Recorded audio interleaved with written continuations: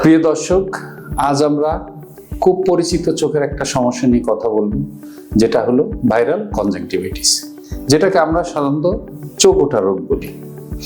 এই রোগ সাধারণত শীতের শেষে বা বসন্তের শুরুতে হয়ে থাকে। ভাইরাল কনজাংটিভাইটিস মূলত একটি সংক্রামক বা ছোঁয়াচে রোগ। এটি সাধারণত ভাইরাস দ্বারা হয়ে থাকে, যেখানে অ্যাডেনোভাইরাস সবচেয়ে বেশি দায়ী। এই রোগ খুব দ্রুত একজন থেকে আরেকজন ছড়িয়ে পড়ে, বিশেষ করে ঘন বসতিপূর্ণ এলাকা, স্কুলের বাচ্চাদের ভিতর, এমনকি পরিবারের ভিতরও একজন থেকে আরেকজন ছড়িয়ে যেতে পারে। এই রোগ সাধারণত আক্রান্ত ব্যক্তির চোখের পানি অথবা ময়লার মাধ্যমে, হাত মেলানো বা স্পর্শের মাধ্যমে, একই তোয়ালে, রুমাল, বালিশ, প্রসাধনী ব্যবহার করলে, হাঁচি কাশির মাধ্যমে এই রোগ ছড়াতে পারে। এখন আসি এই রোগের লক্ষণসমূহ কি কি।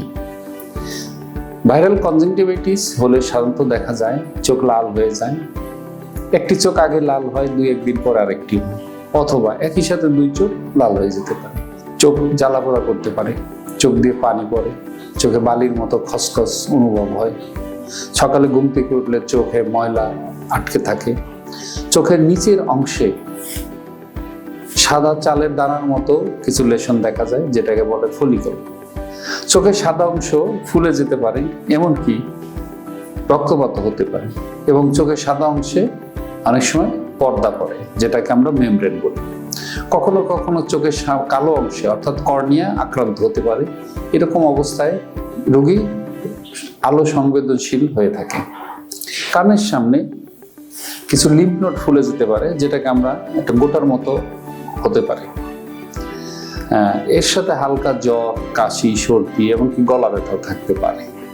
এখন আসি এই রোগ কতদিন থাকে।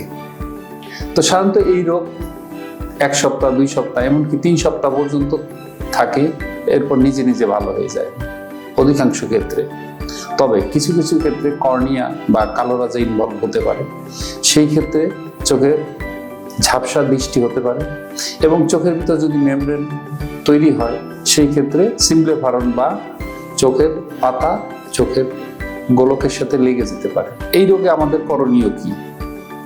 এই রোগ যদি আপনার হয়, সেই ক্ষেত্রে আপনি চোখে হাত দেওয়া থেকে বিরত থাকবেন, বারবার হাত সাবান দিয়ে ধুয়ে রাখবেন, আলাদা তোয়ালে বালিশ ব্যবহার করবেন, চোখ পরিষ্কার রাখতে পরিষ্কার কাপড় অথবা টিস্যু ব্যবহার করা যেতে পারে, এবং ডাক্তারের পরামর্শ ছাড়া কোনো চোখের ড্রপ ব্যবহার করবেন না।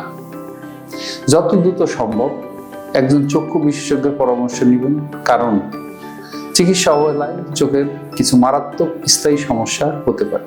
ধন্যবাদ। চোখের যে কোনো সমস্যায় সচেতন থাকুন, সুস্থ থাকুন।